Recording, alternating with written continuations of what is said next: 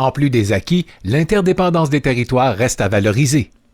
Le Québec est un éventail de territoires façonnés par la géographie et le peuplement au fil de son histoire. L'organisation du territoire québécois est profondément marquée par le fleuve Saint-Laurent avec la fondation de Québec, de Trois-Rivières et de Montréal et l'établissement de l'agriculture sur les basses terres fertiles.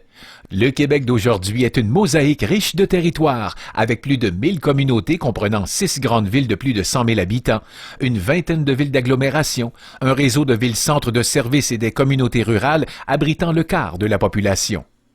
L'interdépendance entre milieux ruraux et urbains se tisse notamment par l'œuvre des flux migratoires.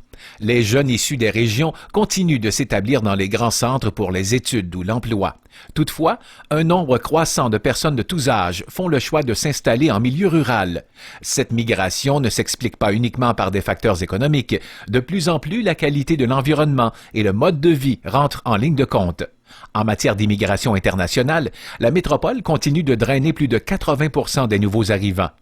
Il existe une interdépendance de fait entre le rural et l'urbain, entre la métropole et les régions, et ce, malgré des disparités réelles et des différences. Le défi ne consiste pas à effacer ces différences qui font partie de la personnalité de chacune des composantes territoriales, mais bien de collaborer et de faire des choix qui misent sur la convergence, sur la coopération et les synergies pour bâtir un avenir et des solutions qui résorbent les disparités. Cette complémentarité ne peut se faire dans un seul sens.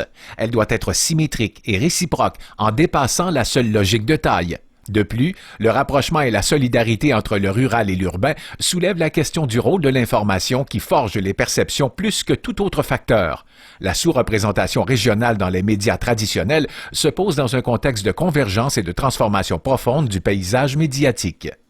L'occupation des territoires renvoie inévitablement aussi au rapport avec les peuples autochtones.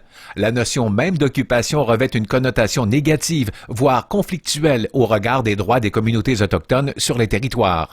La démarche engagée ici ne cherche pas évidemment à régler des questions complexes qui relèvent d'un autre ordre.